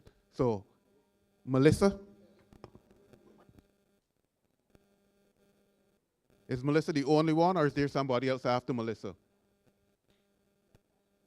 Natasha? Latasha?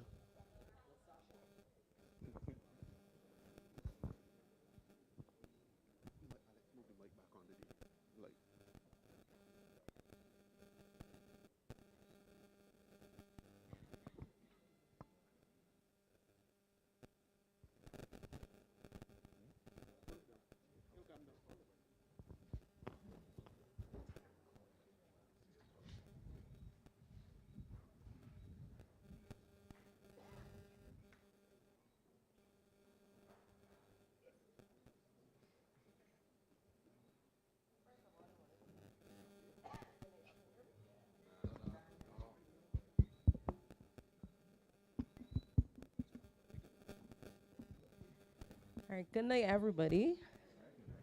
First of all, I want to say good night to Madam Prime Minister, Senior Ministers, Dr. Dukas, Attorney General, and other members of Parliament, and everyone else that's here.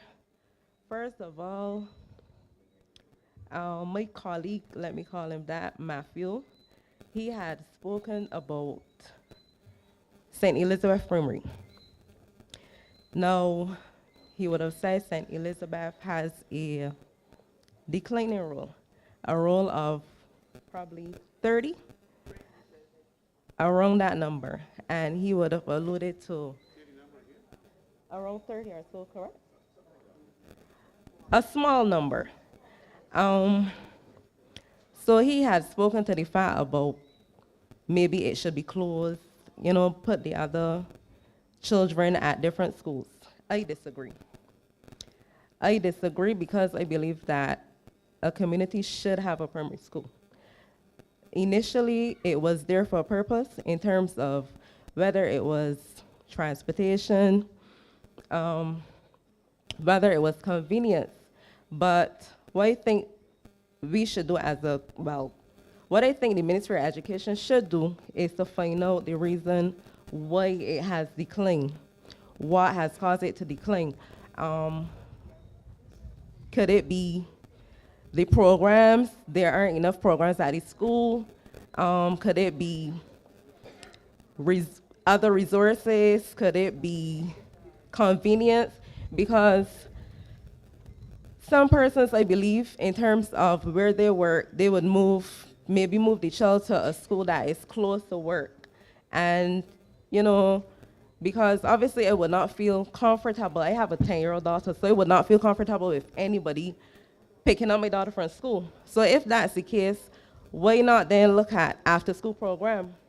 You know, homework programs, activities after school, so that you don't have to move your child out of St. Joseph or to St. Bernard's or St. Joseph's primary school, but the child can remain at St. Elizabeth. You're not able to get home by 4:35, but there's an after-school program, a safe after-school program that can keep your child until you get home. Apart from that, another idea would be to, as I said, not close the school, because I see that as, you know, destroying the linkage between community and school. Yeah, that's that. I have an idea also for the former Andrews factory. I think somebody else would have alluded to it as well, turning it, you know, maybe not as upscale as Hammond's, but something along that line. Local market. You know, we have persons in St. Joseph who does leather craft. So does shoes, bags, belts. You know, it will be employment for those persons as well.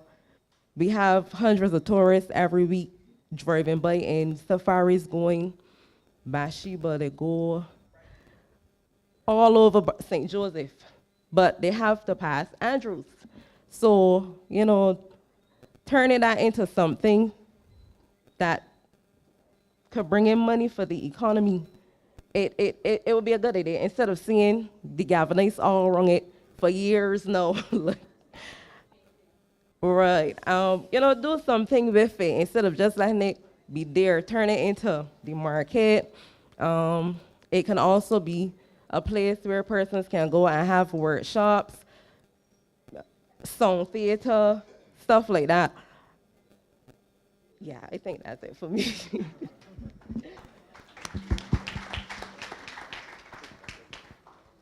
I believe we have a next, LaSasha. Said it correctly, LaSasha? LaSasha, okay, but the floor is yours, LaSasha.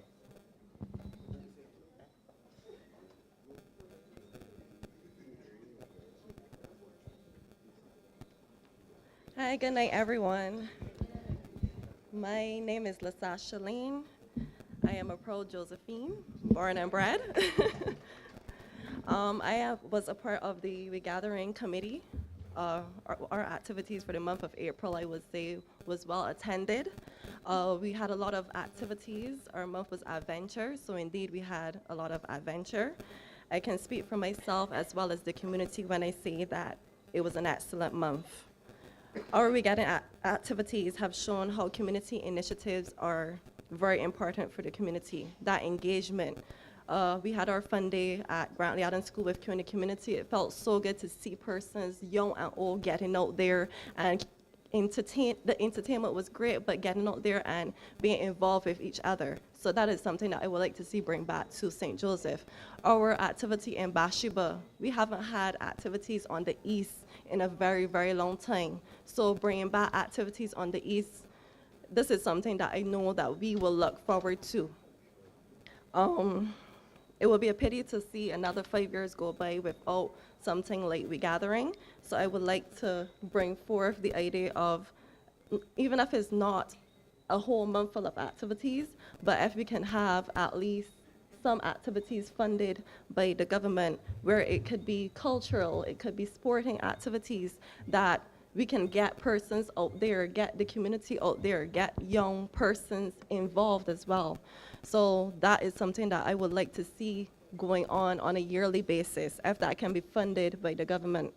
Another thing that I want to mention as well would be, I have someone from the diaspora that would have sent in their idea to me, so I don't want to go without mentioning her idea.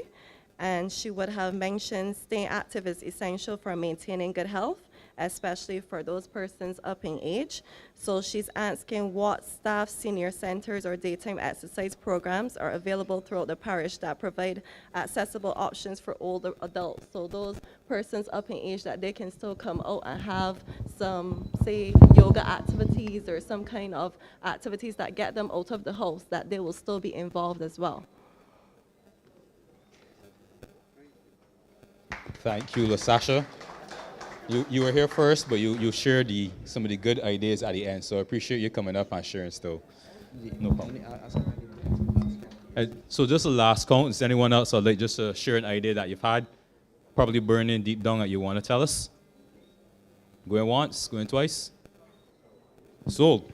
So I just had it over at this point to the MP for the area, the Honorable Dale Marshall. I'm sure, of course, he is no stranger to you. He's coming with ideas as well, I'm sure. No.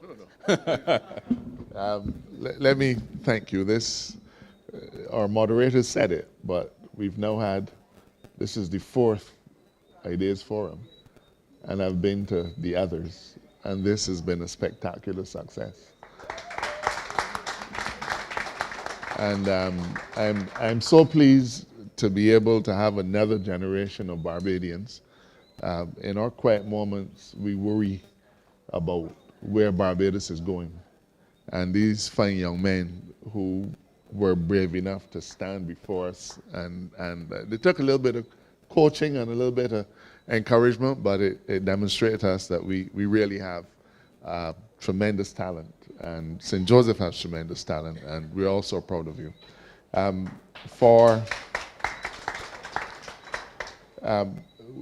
For previous years, we had the Parish Speaks, and I don't know, I think the Prime Minister would agree that they really became venting opportunities. And while that has its place, I think there was much wisdom in asking, in perhaps when you point at somebody, their fingers pointing back at you. So there was much wisdom in trying to find a different way of engaging with our constituents, with our parishioners. And I'm so happy that for the first time, we now have an engagement where our young men, where our older folk, our various community leaders, and those who are not community leaders, have taken the opportunity to come out and speak forcefully.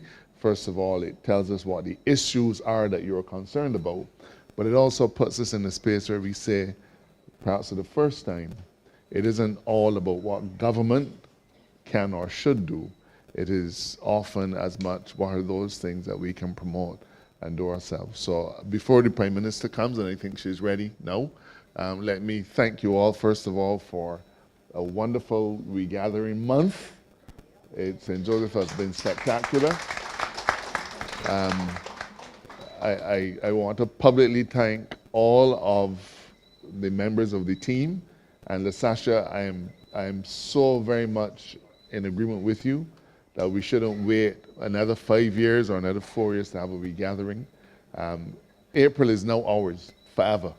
And we have to find a mechanism. Don't know how we can fund it, but we need to make it our business that April of 2026, that we find a way to do some more gathering. You guys did a great job, and I thank you from the bottom of my heart. Prime Minister?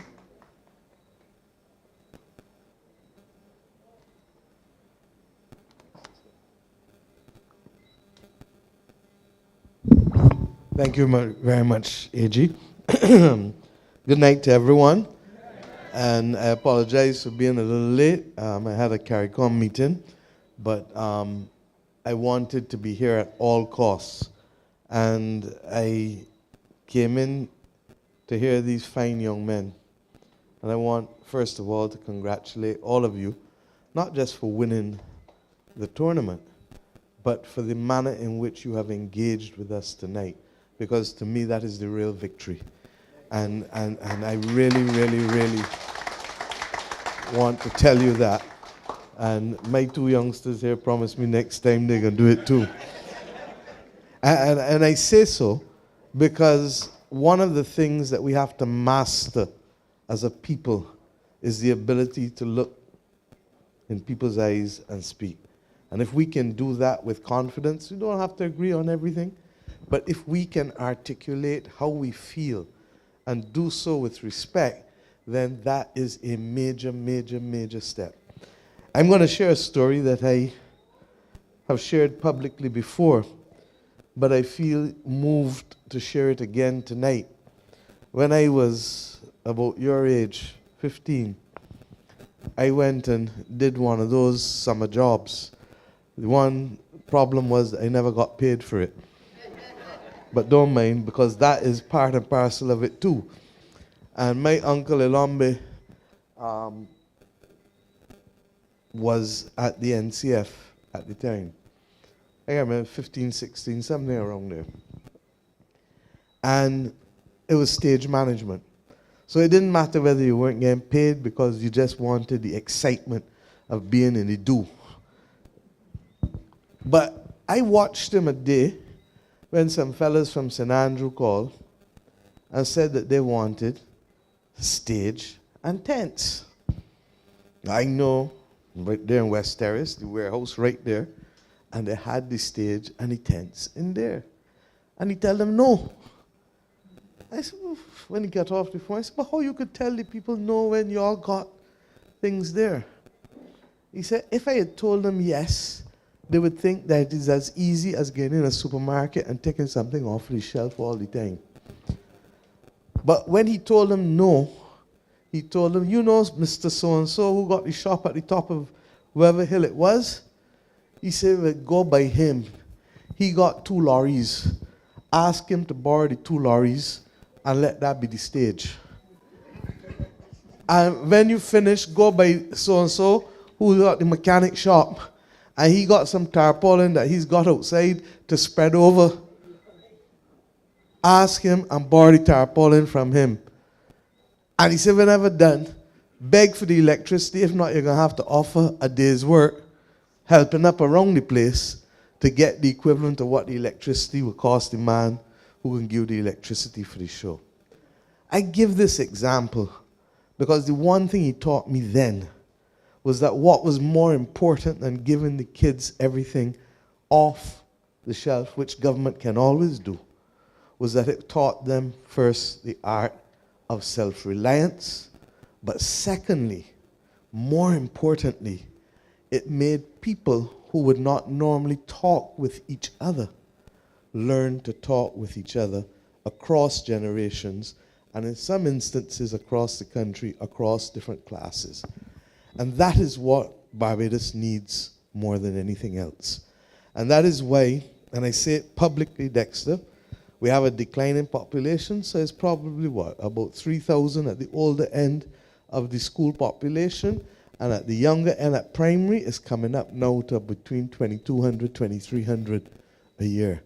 When I was Minister of Education, we had about 4,300 people every year 30 years ago.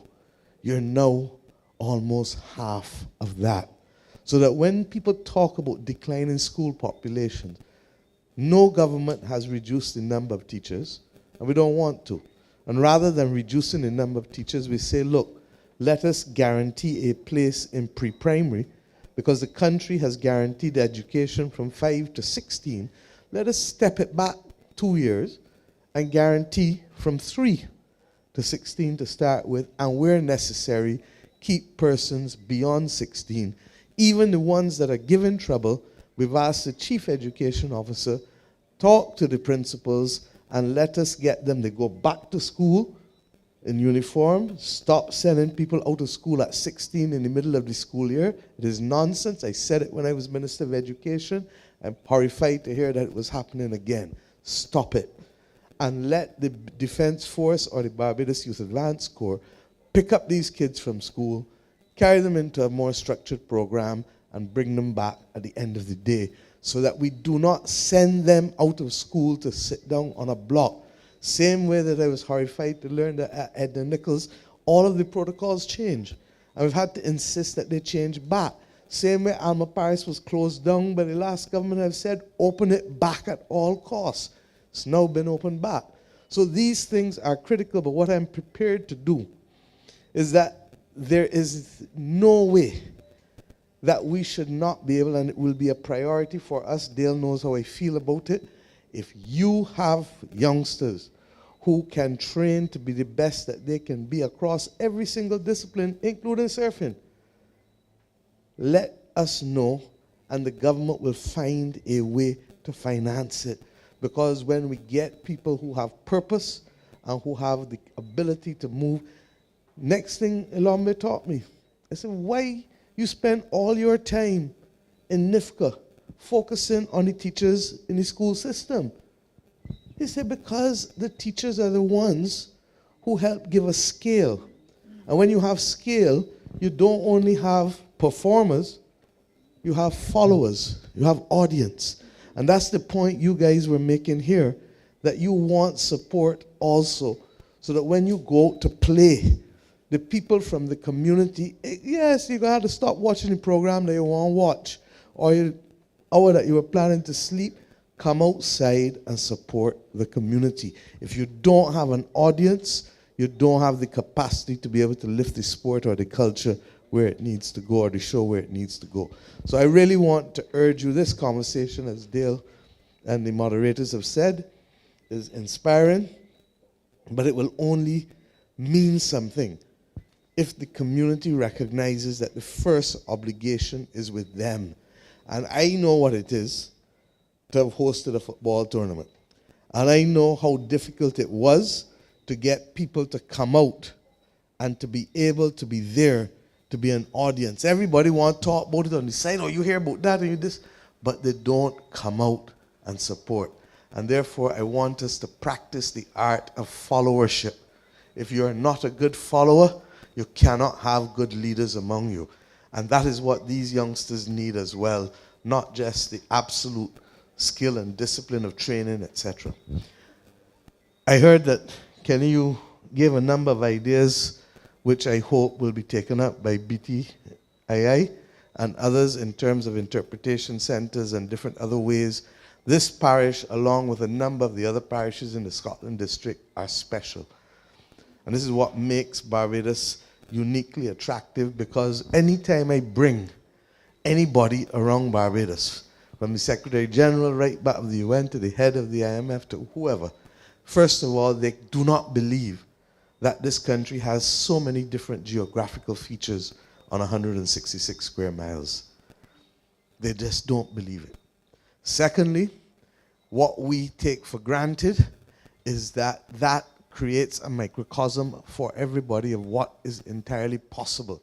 So you can go and have different experiences depending on which part of the country you're in. We do not have, in my view, sufficient product to command people to have interests. And I maintain that the first tourist is a Bajan. If a Bajan doesn't want to come and see what you are offering, why do you think a tourist is going to want to come and see it? So the first tourist must be a Bajan. And if the first tourist is a Bajan, then that in and of itself should help finance the viability of the particular product. So whether it is hiking, whether it is safari tours, whether it is farm to table, whatever it is, there is the possibility to create more meaningful activity for Bajans first, and then by extension, when you go somewhere and say, what you always do around here? What do people do when they come here? That's when you then get the tourists. Now, we talk about football, but how many parts of Barbados host surfing? No, you can surf down by Duppies, you can surf other areas, but this is the Mecca. This is the Mecca. So can you see the people who like cricket looking at Kensington Oval and looking past it? It's the third most iconic ground in the world. What does Kelly do when he hears Bashba Big? And fly from where? Wherever he is in the world. Kelly Slater. Wherever he is in the world. Once the waves are a certain way in Barbados, in Bashba, he makes it his business to come. Now, I want to criticize him too, because people come to meetings and criticize us. But how long have you been working on the documentary for surfing? No, I am happy to know because I should have been watching it tonight. But my point is this, and why is that documentary important? What's the oldest person you had in there talking about surfing? Okay. How many of y'all would have believed that a 105-year-old woman would be talking about surfing in the water 80 years ago, 90 years ago? We have a history. And unless we tell the story, we're not going to have people appreciate the significance of it. And the reason is that you have to respect the water. Just like you have to respect the roads. Nobody don't go in a road and cross in front of traffic, no? Therefore you gotta respect the water. But you have people who have grown up here associated with the water either as surfers or fishermen. And the question is, how do we get more youngsters in this parish involved in surfing and involved in the maritime aspects of this parish? And I want to put that challenge out to you. I am prepared to support it. I'm not talking about surfers from over and away. I'm talking about surfers from St. Joseph, St. Andrew, and St. John to start with. And if we can get a club together in the same way that I'm saying to Dexter and the others, I know you plan to go away with your son for the 2 years, and Matt Fingal said it to us at estimates, that the difference is that what you may consider an afternoon of training is just one part of training with the Brazilians and the others. And I know it. People watch Arturo Tappan and say, boy, he can play saxophone real good. But how many people know that Turo sit down and play the same thing over and over and over and over and over and over and over, and to develop the circular breathing? Because without the circular breathing, you can't carry the long notes. You look at Gabby, when he's singing Bridgetown Market, what's happened? You understand? The lungs is what is carrying him to hold those notes. And the problem that I have with this country at this point in time is that we've gotten into a level of complacency where we don't appreciate that nothing comes without hard work. You have to put in the work. And if you don't put in the work, you can't get the rewards. Okay? So don't ever, and Sahara St. John once told me when I was young like y'all, don't ever look at nobody and envy them, because you don't know what they've gone through to be walking, how they're walking, and doing what they're doing. Your responsibility is to put in the work. And that is why people may say, and some of my MPs may even say, another night out. I insist on us engaging in communities like this, because this is the only way you're going to get the interaction. Governments are not omnipotent. Governments don't know everything. And if you don't create opportunities for people to engage and speak, the country will not benefit and move where we can move. So I want to issue some challenges. One is the surfing for St. John, St. Andrew, St. Joseph. The second one is in relation to the fellowship.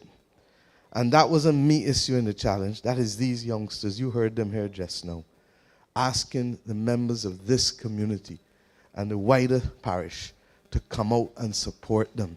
And there has to be a few of you as older people taking responsibility to be able to pick up the phone and say, our boys playing X place, our boys doing Y, our boys doing whatever, our girls doing whatever. Come out and let us support them. And if you can't do that, then you can't sit back and say, oh Lord, look how the youth gone. How the youth get so? How are you going to do that? And the last one is to anchor them. A gun, and you can see me say over and over, a gun does not walk, a gun does not talk. It has one purpose: to kill or to hurt and maim. It does not get up on its own and shoot anybody. Without a human being taking it up and using it, it has no purpose. And while we and the AG and the others are on the front line of trying to minimize the importation of guns, the reality is that they're here, and there are some countries like Trinidad that is even talking about legalizing it for every household, which is going to make it fully accessible across the region in ways that we really have to sit down now and think and talk. So that the most important thing is, why are people in here, why have you never taken up a gun and used it? Because you know it's wrong. You understand? And those who think that is sexy soon come to understand that it is fatal. And part of the difficulty is that we live in a world where between this and video games, how many times you get killed when you play a video game? Get killed about 30 times in the morning and go and get a glass of lemonade and come back and sit down. Get killed another 20 times and go and get something to eat and come back and sit down. And you start to believe in your immortality, that you can live forever. And part and parcel of what we have to do is to have those active conversations in our households, in our schools, in our churches, across the media, reminding persons that the only way, and I can leave you with this, how did Africa become subjected by a handful of Europeans? Through gunpowder, through guns. So that guns gave them an advantage that they would not otherwise have had against the populations in Africa, which were much, much, much, much, much larger. So can you imagine what would happen if we don't decide to take control? And that is why I say this is not a battle for governments alone. This is a battle for those in the houses. This is a battle for those in the communities. Because you're the one that's going to know when your child comes home with a big gold chain that you know you ain't buy for him. Who give it to him? Worse still, your daughter. Who give it to her? Sparrow had a song that he tried to make cute at the end, but it had a good beginning. My mother tell me don't drive with strangers in the motor car. You understand? And there are a number of things that we have to reinforce in our communities and in our parents. And you're going to hear me talk over and over and over. So if you hear it before, don't mind, because you may have heard it for the first time, somebody hear it for the second time, somebody ain't hear it yet at all. But if this country, and I say so conscious that I am going to be 60 this year. So what I got left in me ain't what you got ahead of you. And if you don't take, and this country don't take it seriously, there's a good old saying, hard ears, you want to hear? How it finish? You know it, right? Own way you're going to feel. So that we have, don't mind the politics, don't mind the partisanship. Randall, I see you here. Dale, I see you here. Ryan, I see you here. When all is said and done, they can fight or agree in Parliament. It is the community that must take control and ensure that our young people do not become subject to the kind of foolishness with guns and foolishness with gangs. At the end of the day, be a member of a team as opposed to a gang. And at the end of the day, look at the pride you have felt coming here, wearing that medal, speaking and engaging with persons. And this is going to require not just me talking, but every one of us. And whether it is the Bible say in 2s and 3s or 4s and 5s or 200s and 500, all of us must be ready to stand up and step up. And that's what I asked us late last year, step up. And if we don't, this is not a political call. This is a call for Barbados. When all is said and done, PNM lost, others lost, people retire, I could be gone no time at all. But at the end of the day, it is the purpose with which we focus on building communities and by extent building a country. If the government didn't maintain the school, what would happen? Start to fall. Same with your house. So it is to get people to understand that the same way you're going to tell me, man, that's my right. I got a right to free speech. I got a right to be able to go where I want. I got a right to this. But start telling me what was your responsibility. Start telling me what was your duty to keep up the house of Barbados. Because same way you got a responsibility home at you to keep up your house, you got a responsibility as a Bajan to keep up the house of Barbados. So I just want to share those things, but I felt inspired more so by these youngsters because at the end of the day, this is your country. And what I heard from you as well is that we can continue to, as I have always said, to produce global citizens with Bajan roots. It should not escape you that yesterday was National Heroes Day. It should not escape you that the 2 living national heroes of Barbados have been there and appointed out of what? Excellence. Commitment to excellence globally. And both of them can claim to be one of the greatest of all times. Do I need to say more? Do I need to say more? Okay, I hear you. You understand what I'm saying? And the globe, how you define it, is as important. Nicholas Branca just had the concert down the road. Grammy winner in his 20s. You can say Nicholas is one of the best bass players or Arthur is one of the best saxophonists. And people will say, man, I ain't sure this. But you frame it and say, he's one of the best Caribbean jazz bass players in the world. Nobody can touch you. One of the best Caribbean jazz saxophonists in the world. Nobody can touch you. So it is how you frame the argument, how you frame what it is you're saying, and that becomes a basis for inspiration for it. So if you either become, I would love you to become one of the best in the world, but I definitely want you to be the best footballer that ever came out of the Caribbean. Okay? So I want us to remember that, not just to these youngsters, but all the rest of you here, in your church, in your homes, in your school. On the point of St. Elizabeth School, trust me, I also will support it remaining open for one other reason. It is perhaps one of the most beautiful schools that I've seen anywhere in the Caribbean. Many years ago, Alice would tell you, we tried to start after-school programs and homework programs. You know what makes an after-school program work? Sorry? Not only parents. Parents from where? Parents from the community in which you live. I challenge you again. You put together the after-school program, school by school across this country, particularly to stop everybody from going to Charles F. Broome and Luther Thorne. It's foolishness. It's foolishness. And what you do is rob yourself of the ability to pass on knowledge in the community because you just then become a number in a factory down in town instead of being specially nurtured and guided in the community in which you're born, and people around then to get a sense and say, look, that's Dexter child, that boy can't be out there. So I ask people all the time, you think Usain Bolt friends and family let him drink brandy or smoke herb at 15 or 16 or 17? And if they did, Charles, where would he be? Never winning nothing.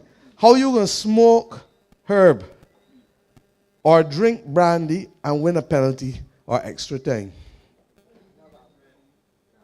Can't. So that's why I say that the first time you win a game first off the field before you win it on the field. Because it is how you treat to how you live and how you practice that will determine whether you are good, fair, or great. You get out what you put in. And I therefore hope that these kinds of conversations will inspire others across the country to be able to recognize that, look, Barbados is special. How many countries, 166 square miles, have produced the quality of people who have had global prominence in cricket, in entertainment now, in drafts, in what we do, we are thought leaders. You understand? In medicine and public health, we led the entire region and hemisphere. We are special. But if we stop treating ourselves as being special and stop putting in the work, we will become average and also ran. And there is nothing to be gained or nothing for us to aspire to if we are just also ran. So Thank you for this wonderful evening. Thank you once again for making sure that we enjoy the salubrious breezes of St. Joseph. And let us agree that this Ideas Forum is not a talk shop, but it's going to require participation and partnership across the community. I'm going to meet you halfway, and if I have to work and find ways of supporting and financing a number of these projects, I will, but I need other people. I'm not going to support a one-man project. I'm not going to support a project that gives me 5 people or 7 people or 10 people. I am fooling you. I am fooling you. But if I have a project that is genuinely addressing scale and is for the long haul, you got me 150%, and I can walk the world to help you find the support that we need in order to get those things done. So thank you very much. Thank you very much, Prime Minister. I just want to thank everyone at this point. For coming out. It's been an amazing session. We've heard that it's been the best Ideas Forum. Certainly, it's been one of the most interesting ones that I've been a part of. So thank you, and thank you to my co-host as well, Tahir, for making this an amazing night. So to everyone, travel safely, and to those in St. Joseph, continue to embrace the society and community that you're part of. So thank you once again. Oh yeah, and see you in St. John, next parish that we head to. Pleasure as always.